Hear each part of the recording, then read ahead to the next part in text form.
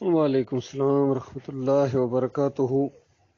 اس طرح کے بیان سن کے جتنا بھی اللہ کا شکر ادا کیا جائے کہ مالک نے ایمان کی فہم اور فراست عطا فرمائی ہے، اور باقی دلائل جو ہے نا ہر ایک کے پاس موجود ہیں، ہر فرقہ، ہر جماعت انفرادی طور پر، تاکہ وہ لوگ بھی دلائل دیتے ہیں جو کہتے ہیں اللہ ہے ہی کوئی نہیں، اور نعوذ باللہ اسلام ایک جھوٹا دین ہے۔ ان کے پاس دیکھیں اپنے اپنے دلائل ہیں، ہندو ہیں، سکھ ہیں، عیسائی ہیں، یہودی ہیں، پھر مسلک پرستوں کے اندر کتنے کتنے مسلک ہیں، آپس میں لڑتے جھگڑتے ہیں، دلائل دیتے ہیں، اور سب قرآن کی آیات اور حدیث کو پیش کرتے ہیں اپنے اپنے مزاج کے مطابق۔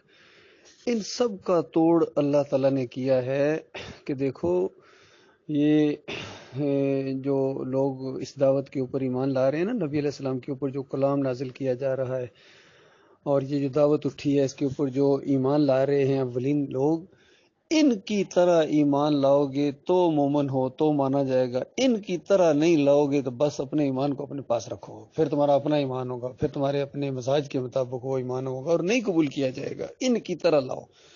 اسی لیے اللہ نے پابند کر دیا ہے۔ اور یہ بڑا زبردست، کسی نے اس سے سوال کیا کہ دیکھو یہ جو دو آیتیں تم پیش کر رہے ہو، وَأَمَّا بِنِعْمَةِ رَبِّكَ فَحَدِّثْ، یہ والی، اور دوسری وہ کہ یعنی یہ جو کچھ نازل ہوا ہے، جو کچھ یہ معاملات ہیں، اس پر تو لوگوں کو خوشیاں منانی چاہیے۔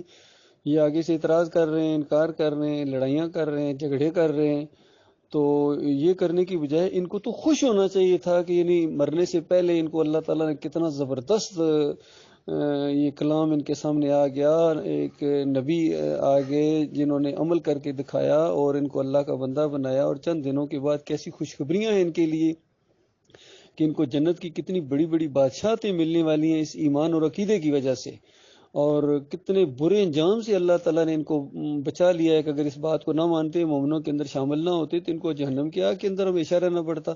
تو بتائیے جب یہ ساری باتیں اللہ تعالیٰ نے کھول کے بیان کر دی ہیں تو اس بات کے اوپر خوشیاں منانی چاہیے یا پریشان ہونا چاہیے، آگے سے لڑائی جھگڑا کرنا چاہیے؟ ایک اور موقع کے اوپر، چونکہ قرآن کی بعض آیات دوسری آیات کی تفسیر بیان کرتی ہیں، تو جب ساری آیات کو سامنے رکھا جائے گا تو پھر معنی مفہوم صحیح طرح کھل کے سامنے آ جائے گا۔ دوسری جگہ بتایا کہ مومنوں کی جان اور مال اللہ تعالیٰ نے جنت کے بدلے خرید لیے ہیں۔ سورہ توبہ جو آخری سورہ گویا ایک پورے قرآن کا خلاصہ نازل ہوا ہے، تو اللہ تعالیٰ فرماتا ہے مومنو خوشیاں مناؤ، یہ کیسا زبردست تم نے سودا کیا ہے۔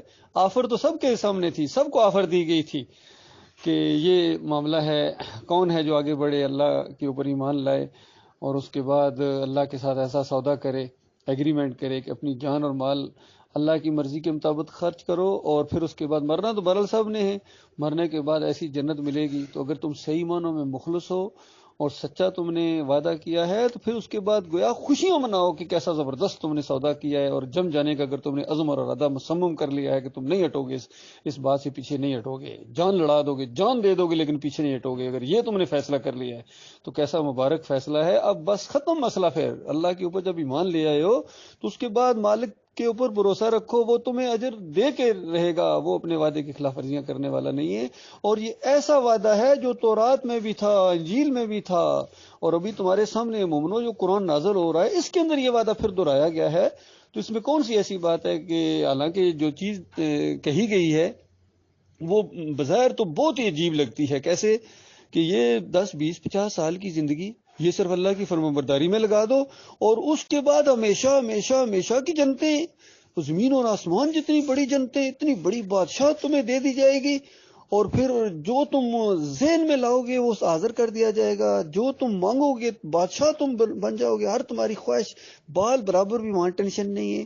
تو ایسی بڑی چیز اور ہمیشہ ہمیشہ کے لیے دوبارہ پھر کوئی امتحان نہیں، پھر نہ نمازیں ہیں، نہ روزے ہیں، نہ زکوٰۃ، نہ حج، کوئی چیز نہیں ہے، بس عیش کی زندگی ہے، لگژری اور مزے مزے کی زندگی ہے۔ تو بظاہر ایسا لگتا ہے کہ یہ تھوڑی سی چیز دے کے، اور وہ بھی اللہ ہی کی دی ہوئی ہے کہ اپنی نہیں ہے، تو یہ تھوڑی سی چیز اللہ نے مانگی ہے اور اس کے بعد اتنا بڑا انعام، اتنا بڑا انعام، تو عقل تو حیران ہوتی ہے۔ اس پر اللہ تعالیٰ نے کہا کہ بالکل دل تھوڑا نہ کرو، یہ واقعی یہ ہے تو بڑی بات، بہت بڑا انعام ہے، چھوٹی سی سروس کا بہت بڑا انعام ہے، لیکن یہ ہے غفور الرحیم کی طرف سے، وہ دینے والا ہی ایسا ہے، وہ اسی طرح دیتا ہے۔ تو لہذا خوشیاں مناؤ مومنو، بغلیں بجاؤ۔ تو یہ اس انداز سے وہاں بھی یہ بات ہے.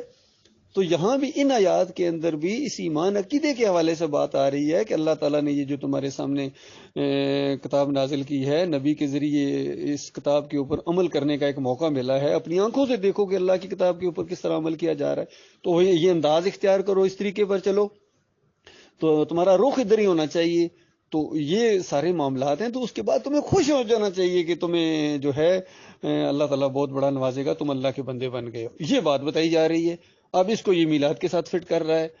تو اسی لیے اس کی گفتگو کے اندر ہی اس کا جواب موجود ہے، کیونکہ جس بندے نے اس کے اوپر اعتراض کیا وہ بڑا مناسب اعتراض کیا ہے کہ ان دو آیتوں سے جو تم میلاد کو ثابت کر رہے ہو، یہ جو آج پوری دنیا میں یہ مسلمان کرتے ہیں، کیا صحابہ کے اندر بھی کچھ اس طرح کا خیالات تھے؟ انہوں نے بھی کیا ان آیات سے یہ والا معنی لیا جو تم بیان کر رہے ہو؟ یہ بڑا زبردست نقطہ ہے. یہ اس کا جواب ہے اصل میں، کہ ان کے وہم و گمان میں بھی یہ چیز نہیں تھی. وہ تو ہر وقت نبی علیہ السلام کی عزت کرتے تھے، احترام کرتے تھے، عمل کرتے تھے. باقی جب ان کے پاس کسی بھی معاملے میں کوئی دلیل نہیں ہوتی ہے نا، تو پھر یہ خاص واقعہ کوئی نہ کوئی ایسا ہوتا ہے جس کو یہ لے کے آتے ہیں وہ لوگوں کو دھوکہ دینے کے لیے. جس طرح جب ہم ان کو کہتے ہیں کہ دین کے اوپر جو اجرت لیتے ہو، نماز پڑھانے کے پیسے، اذان دینے کے پیسے، یہ کہاں سے لے کے آئے ہو؟ قرآن میں تو نہیں ہے. قرآن میں تو 28 آیتیں ہیں جو اجرت کے خلاف ہیں. پھر حدیث میں نبی علیہ السلام نے فرمایا اقرأ القرآن ولا تقلبی، قرآن پڑھاؤ لیکن اس کو روٹی کمانے کا ذریعہ نہ بناؤ. پھر کہا کہ مؤذن ایسا رکھو جو اجرت نہ لے. کتنا زور ہے. پھر اس کے بعد صحابہ کی ساری زندگیاں ہیں، کبھی اس طرح نہیں ہوا کہ کوئی اذان دینے کے اوپر کسی کو اجرت دی جاتی ہو. تابعین، تبع تابعین، سارا معاملہ ہے. یہ بہت بعد میں لوگوں نے شروع کیا ہے. حتیٰ کہ یہ جو انفیوں کی کتاب کے اندر لکھا ہوا ہے، جہاں ابو حنیفہ رحمۃ اللہ علیہ کا فتویٰ ہے کہ نماز پڑھانے والا امام جو پیسے لیتا ہے، اذان دینے کے بعد جو اس کی اجرت لیتا ہے، اور قرآن و حدیث اور فقہ کی دینی تعلیم دینے کے اوپر جو پیسے لیتا ہے، ناجائز لیتا ہے، حرام لیتا ہے. اور ان کے شاگردوں نے اس کی تشریح کی کہ ہمارے استاد نے یہ بات کی ہے حرام اور ناجائز ہے، یہ اس طرح ناجائز ہے جس طرح ایک بازاری عورت اپنا جسم فروش کر کے جو پیسے، اس طرح حرام ہے. اتنی کرائیت اندازہ لگائیے. تو اب اس کے جواب میں ان کے پاس کچھ بھی نہیں ہے، مولویوں کے پاس.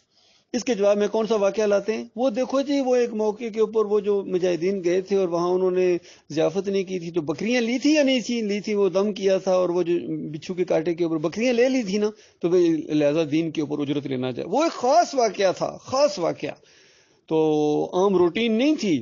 اسی طریقے سے یہ جو پیش کر رہے ہیں کہ صحابہ تو وضو کا پانی نہیں نیچے گرنے دیتے تھے. یہ ایک خاص واقعہ تھا صلح حدیبیہ کے موقع کے اوپر، جب آپس میں صلح ہو رہی تھی. پہلے ایک سردار آئے، بات نہیں بنی، وہ واپس چلے گئے. پھر دوسرے سردار آئے، وہ پھر بات نہیں بنی. پھر ایک تیسرا آدمی آیا، تو نبی علیہ السلام نے دور سے ان کو دیکھ کے کہا کہ یہ اب تمہارا کام ٹھیک ہو جائے گا، یہ مناسب آدمی ہے.